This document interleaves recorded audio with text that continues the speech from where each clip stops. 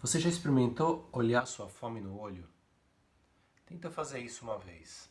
A gente está acostumado, a partir do momento que a gente sente o que a gente costuma chamar de fome, de ir lá e comer alguma coisa, ou muita coisa.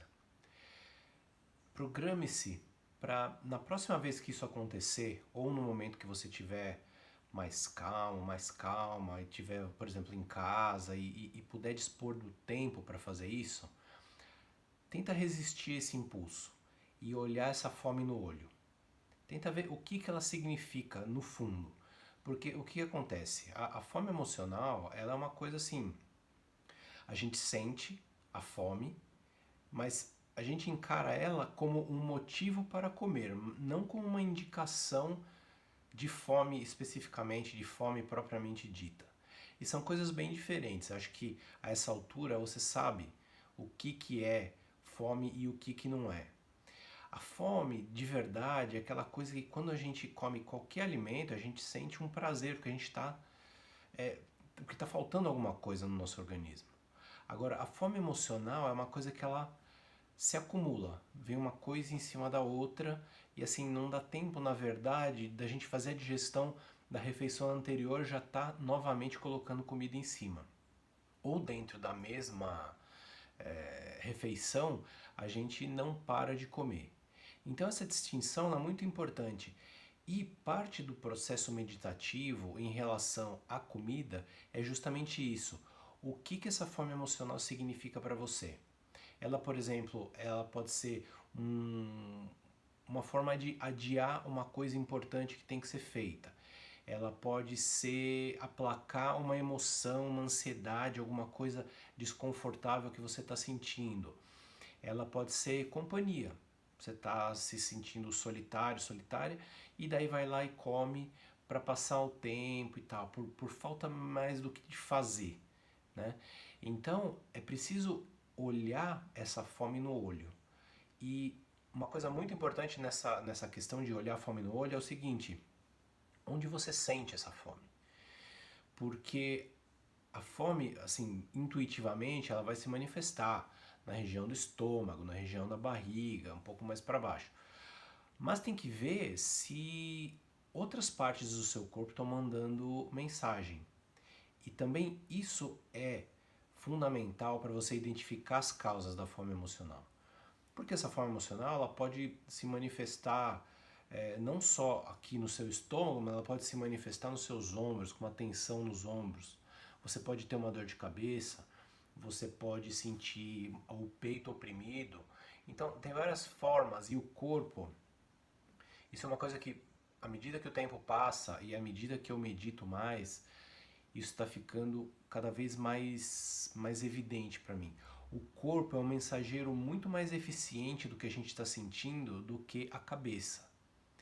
Então, essa meditação Vipassana, que é uma meditação que você basicamente fica passando o tempo todo prestando atenção em sensações corporais, sejam elas quais forem, coceira, dor, desconforto, cãibra, o que quer que seja, e você fica nisso. Identificar isso ao longo do dia e nesses momentos em que essa fome aparece é uma pista legal para a gente ter assim uma indicação de que caminho seguir para investigar de onde que está vindo isso. Né? Eu poderia dar exemplos pessoais meus, mas na verdade assim, geralmente o comer emocional ele está ligado a algum medo. Então esses medos eles podem ser de várias formas. Ele pode ser um medo de o que você vai fazer da vida daqui em diante, do que não atingiu ainda, o que falta atingir. Pode ser um medo, por exemplo, de abrir mão de coisas, então você retém coisas, dentre elas gordura, e daí com isso você prolonga uma sensação boa. Por exemplo, você quer reproduzir a sua infância, porque a sua infância foi uma época boa, ou um casamento que já acabou, o que quer que seja. Você tem alguns outros medos que estão relacionados a traumas propriamente ditos, então abuso de infância, bullying, abusos emocionais, emprego, indicações que a vida deu para você de que não era para você estar em determinado lugar e tal. Só que isso, apesar de manifestado no corpo, são padrões de pensamento com os quais a gente pode trabalhar. Então, quando a gente fala, vem determinada memória, né? E acontece esse choque no sistema, é possível você olhar, bom, eu estou pensando dessa forma, mas essa forma, ela é a realidade de fato? Porque no final das contas, a gente está sempre julgando o mundo exterior de acordo com o que se passa no nosso mundo interior. Conhecer o que se passa no mundo interior não é um indicativo de verdade, porque muito do que a gente encara do que é o mundo interior, na verdade, é a nossa mente trabalhando. E a nossa mente, ela é tão viciada em comida quanto o resto do nosso corpo, quanto a nossa química interna. Então a gente precisa quebrar algumas barreiras.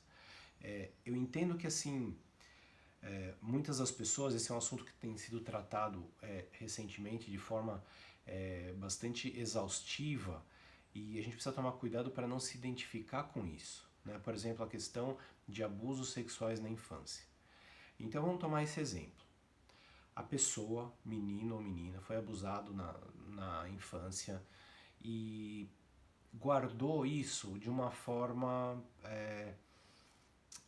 fisiológica, corporal. Então, isso obviamente causa na pessoa efeitos terríveis, efeitos de trauma, efeitos de inadequação, efeitos de culpa.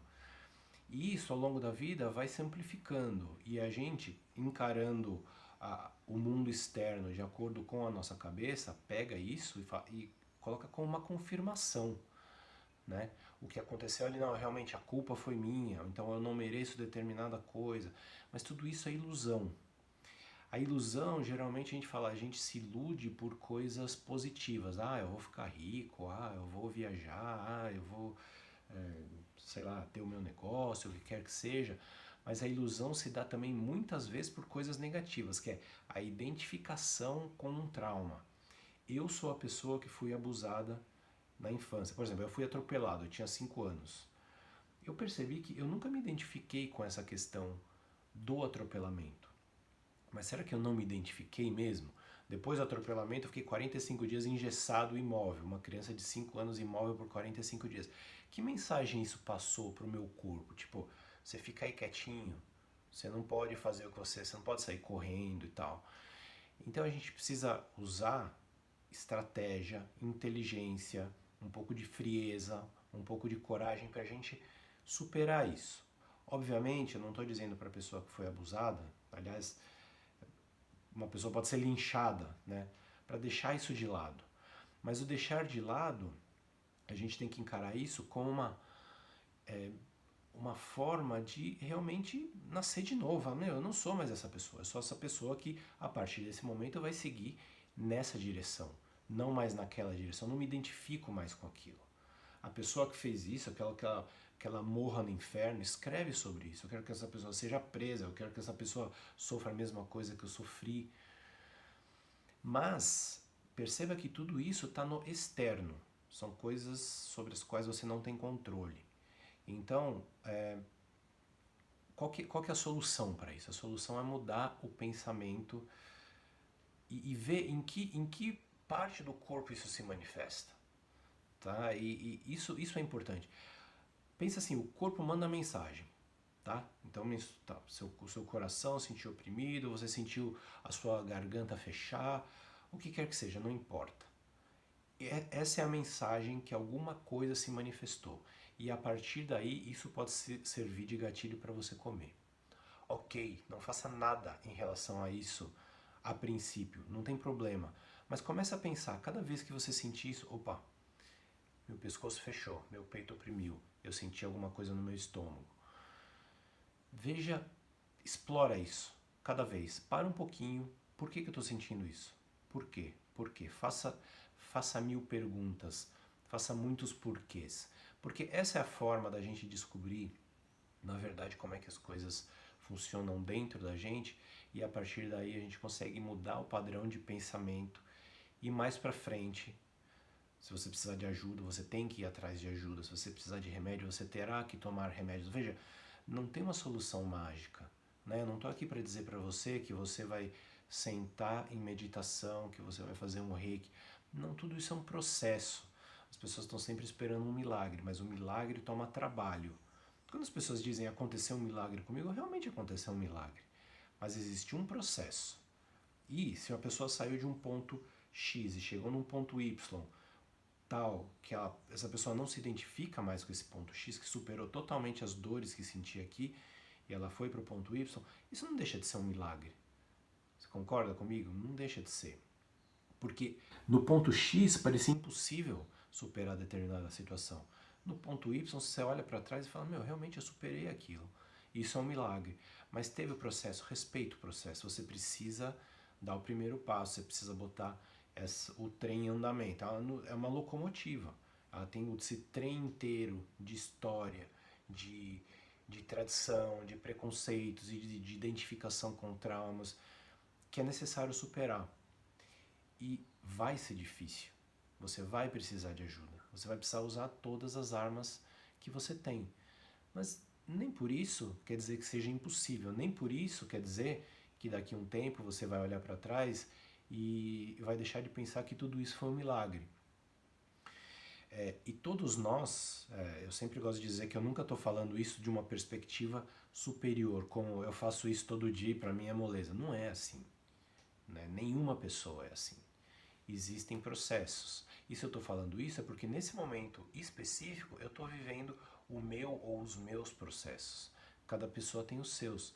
E os seus processos têm valor para você. Não adianta você dividir essas dores que você sente com o mundo à espera de uma empatia além do comum. As pessoas vão te ouvir, obviamente, né? Dependendo da pessoa, ela vai te fazer uma companhia, ela vai te consolar, ela vai te trazer algum tipo de conforto, mas o trabalho é seu, apenas seu.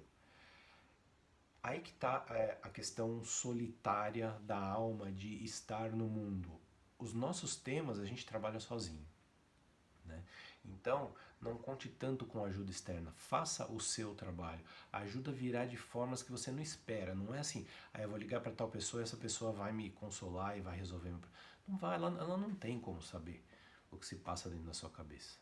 Né? Então, era sobre isso que eu queria falar hoje. Olhe a sua fome no olho. Veja o que ela está dizendo, veja onde ela se manifesta no seu corpo e veja que relação que você pode fazer com os seus traumas, com a sua história, porque é isso que conta no final. Beleza? Até a próxima. Valeu.